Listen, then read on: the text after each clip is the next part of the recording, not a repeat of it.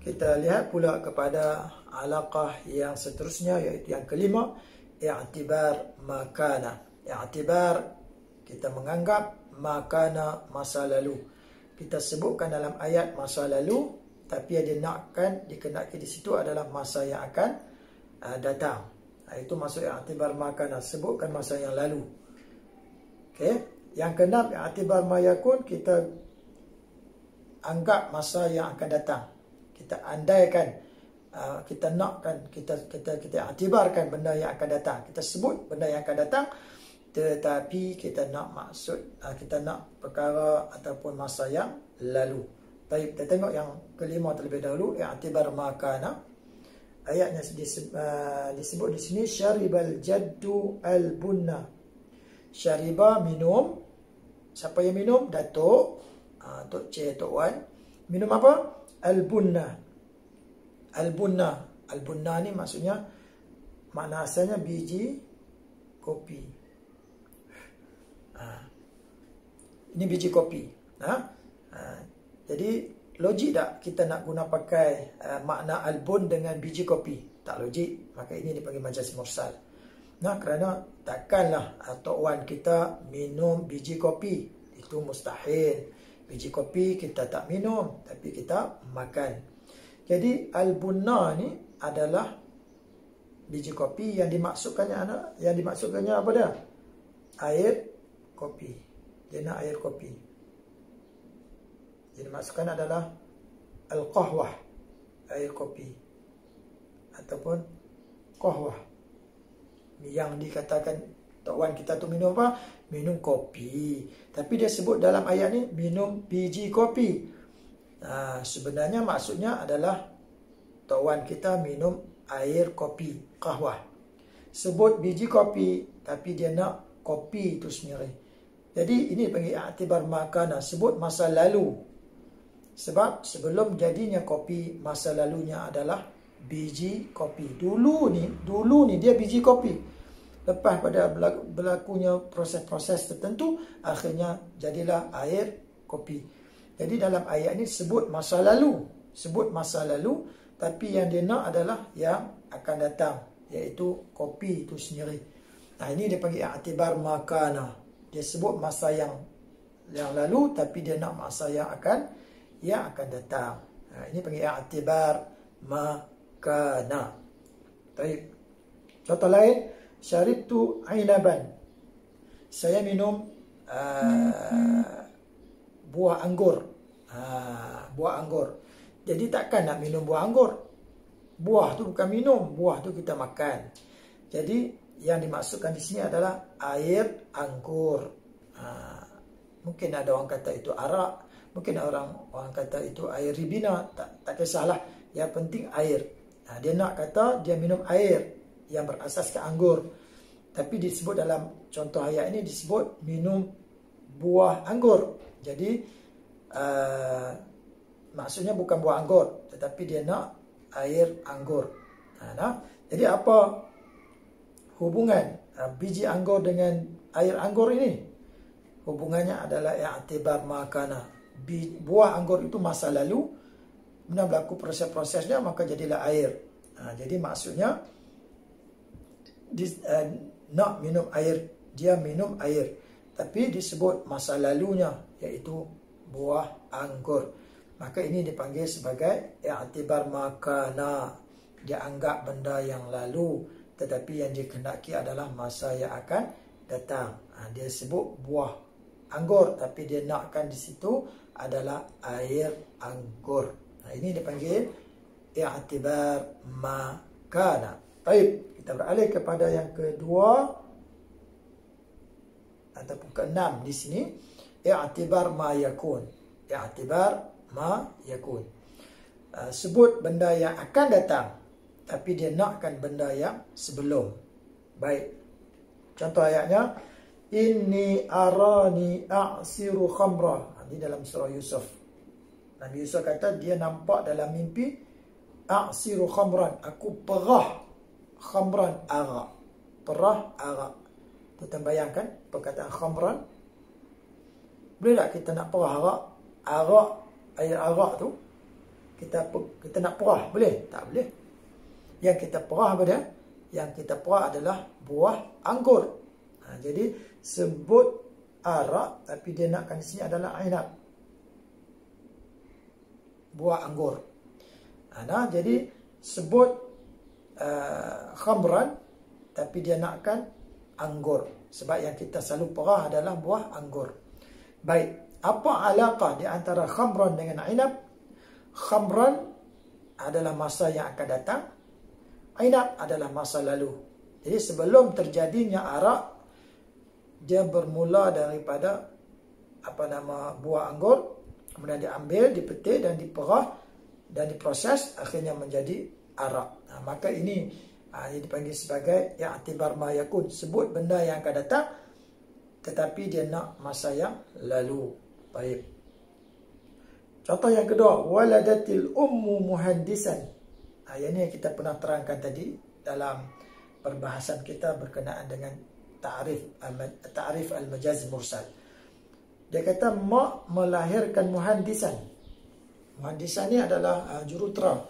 Jadi selalunya kalau kita lihat orang yang melahirkan anak itu, dia melahirkan apa? Dia melahirkan baby. Yang keluar pada perut dia adalah baby. Bukan dia keluar terus muhandis, terus jadi jurutera, terus besar.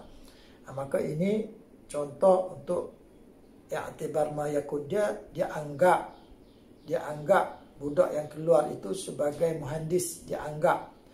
Dia sebutkan muhandis masa yang akan datang, tapi sebenarnya maknanya di situ adalah budak ataupun baby. Muhandis disebut, tetapi dia nakkan di sini adalah maulud, budak yang baru lahir. Jadi hubungan antara muhandis dengan maulud adalah masa akan datang dengan masa yang lalu. Jadi yang disebutkan adalah masa akan datang, maka disebut i'tibar ma yakun. Ma yakun benda yang akan datang, future, al-mustaqbal, sebut yang akan datang, tapi dia nakkan yang lalu, iaitu maulud ataupun baby. Baik. Ayat yang lain pula, contoh yang lain pula, tukhayyitu al-ummu al-thawbah. Mak menjahit pakaian. Mak menjahit pakaian ataupun baju. Al-thawb. Perkataan al-thawb adalah baju yang sudah siap. Selalunya orang menjahit pakaian adalah benda tu tak siap lagi, tak jadi baju lagi, tak jadi thawb lagi. Dia hanya kain. Dia hanya kain. Jadi sepatutnya maknanya di sini adalah kain yang belum berjahit. Kemudian dia ambil kain tu, dia jahit. Bila dia jahit baru jadi baju. Jadi bila ayat ni sebut mak menjahit baju, maksudnya mak menjahit kain. Bukan jahit baju. Baju kalau dah jadi baju, tak jahit dah. Dia jahit baju tu sebab dia anggap masa yang akan datang. Disebut masa yang akan datang iaitu as-thawb, iaitu baju, tapi yang dikenakan di sini adalah masa sebelum itu, asal usulnya iaitu kain. Jadi apa hubungan al-alaqa baina al-thawb wal izar dan kain? Apa hubungan antara keduanya? Hubungannya adalah al-thawb ma yakun, ialah perkara yang akan datang, perkara yang mustaqbal. Kain itu adalah perkara yang telah lalu. Jadi yang mana dia sebut? Yang dia sebut adalah ma yakun, benda yang akan datang. Sebab itulah dalam alaqahnya disebut i'tibar ma yakun, sebut benda yang akan datang, tapi yang dia nakkan adalah benda ataupun masa yang lalu. Begitu. Baik, habis. Contoh yang ke-6. Kita tengok contoh yang seterusnya, iaitu contoh untuk alaqah yang ke-7. Apa dia alaqah yang ke-7? Al-mahalliyah. Dan yang ke-8 al-haliyah. Al-mahalliyah dan al-haliyah. Baik. Al-mahalliyah maksudnya tempat. Al-makan, tempat. Sebut tempat, tapi dia tak masukkan tempat. Yang ke-8 al-haliyah. Apa dia al-hal? Al-hal ialah sesuatu ataupun perkara yang ada di dalam tempat. Itu dipanggil al-hal. Contohnya kita berada dalam satu bilik.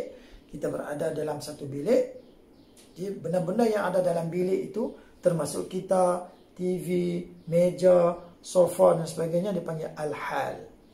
Contoh kita di sekolah.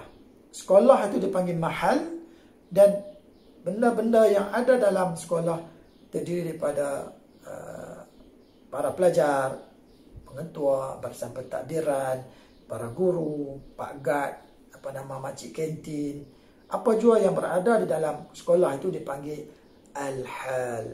Nah, kadang-kadang dalam bahasa Arab ni disebut tempat, tetapi dia nakkan al-hal, benda yang ada dalam tempat. Kadang-kadang disebut al-hal, benda yang ada dalam tempat, tetapi yang dikenakan dalam ayat itu adalah tempat itu sendiri. Baik, kita lihat terlebih dahulu maksud al-mahalliyah, nah, dan contohnya. Baik. Contoh yang pertama, aqamatil madrasatu al-musabaqah. Aqamat maksudnya aqamatil madrasah maksudnya sekolah mengadakan, al-musabaqah suatu pertandingan. Sekolah mengadakan pertandingan. Pertandingan apa pun tak kisahlah. Nah, jadi perkataan al-madrasah. Perkataan madrasah. Secara logiknya, secara adatnya, kalau kita fikirkanlah, adakah sekolah boleh mengadakan musabaqah? Tak boleh. Sebab sekolah tidak bernyawa. Dia adalah objek, benda yang tidak bernyawa. Macam mana benda yang tak bernyawa nak mengadakan sesuatu pertandingan, nak menganjurkan sesuatu pertandingan? Tidak mungkin dan mustahil. Maka al-madrasah itu majaz al-mursal. Dan kita kata di sana ada makna yang lain. Apa ada makna yang lain? Iaitu sekolah bila disebut mengadakan satu pertandingan, yang buat pertandingan itu pada mungkin asatizah, nah, ataupun tulab ditolong oleh para pelajar, ataupun mudir, tak kisahlah. Yang penting orang yang boleh melaksanakan program pertandingan tadi. Nah, bila sebut sekolah maksudnya pihak sekolah, pihak pentadbiran, pihak guru, pihak pelajar dibantu oleh para pelajar. Mereka inilah yang mengadakan pertandingan, bukan sekolah. Nah, jadi disebutnya sekolah iaitu tempat, tapi yang dikenakinya adalah al-hal, benda-benda yang ada dalam tempat tadi. Jadi di mana majaz mursal, iaitu pada perkataan al-madrasah. Apa alaqahnya? Alaqahnya adalah mahalliyah. Kenapa mahalliyah? Kerana yang disebutnya adalah tempat.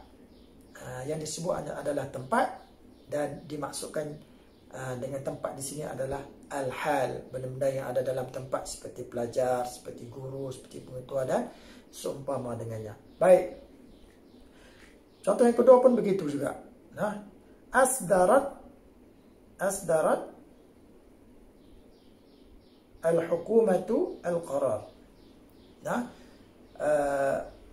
kerajaan telah mengeluarkan suatu keputusan. Nah, keputusan apa? Macam-macam lah. Nah, baik, ada bantuan ini, itu isdar al-qarar daripada pihak al-hukumah.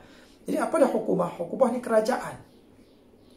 Jadi sebut kerajaan. Kerajaan ni tempat. Nah, tak logik untuk kerajaan yang mengeluarkan keputusan. Dia mengeluarkan keputusan Perdana Menteri, ahli-ahli parlimen, menteri-menteri kabinet dan seumpama dengannya. Maka disebut hukumah, tetapi dia nakkan dalam tu, iaitu hal, benda-benda yang ada dalam tu. Nah, orang-orang yang ada dalam kerajaan itu. Jadi inilah yang dipanggil majaz mursal, alaqahnya mahalliyah. Kenapa mahalliyah? Kerana hukumah itu adalah tempat adanya orang-orang yang melaksanakan tanggungjawab mereka di dalam itu. Baik. Contoh yang lain yang ada dalam kitab kita, was'alil qaryah. Was'alil qaryah. Perkataan qaryah. Was'al, tanyalah olehmu al-qaryah, kampung itu. Pergi tanya kampung tu. Pergi tanya kampung tu. Jadi persoalannya, kampung ni dia adalah tempat. Bolehkah dia nak jawab soalan kita? Nah, kita berjalan-jalan, kita jumpa signboard, tertulis kat situ Kampung Carok Tok Kun. Kita pun tanya dekat signboard tu, tulis Kampung Carok Tok Kun tu, macam mana saya nak pergi ke sekian-sekian tempat. Jadi agak-agak signboard kampung tu nak jawab tak? Tak jawab. Sebab apa? Sebab dia tidak bernyawa. Nah, atas sebab itulah kita tak gunakan qarya dengan makna kampung, tapi kita maknakan dia di sini dengan makna ahluha, penduduk kampung. Sebut kampung, tapi dia nakkan maksudnya adalah orang-orang kampung. Jadi qarya adalah majaz mursal. Apa alaqah dia? Alaqah dia mahalliyah. Kenapa mahalliyah? Kerana yang disebut itu tempat kampung, tapi dikenaki di situ adalah orang-orang kampung. Maka inilah contoh al-mahalliyah. Baik, seterusnya al-haliyah, alaqah yang terakhir. Contoh, innal abrara lafi na'im. Sesungguhnya orang-orang yang baik itu pasti berada di dalam na'im, kenikmatan.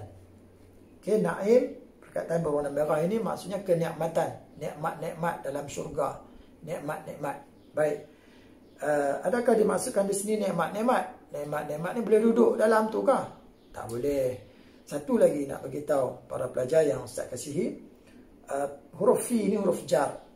Huruf jar ni kalau kita lihat dalam perbahasannya, ma jaa ba'da harfi jar fi, selalunya apa perkataan yang datang selepas daripada huruf fi ini selalunya digunakan perkataan mahal, tempat, al-makan.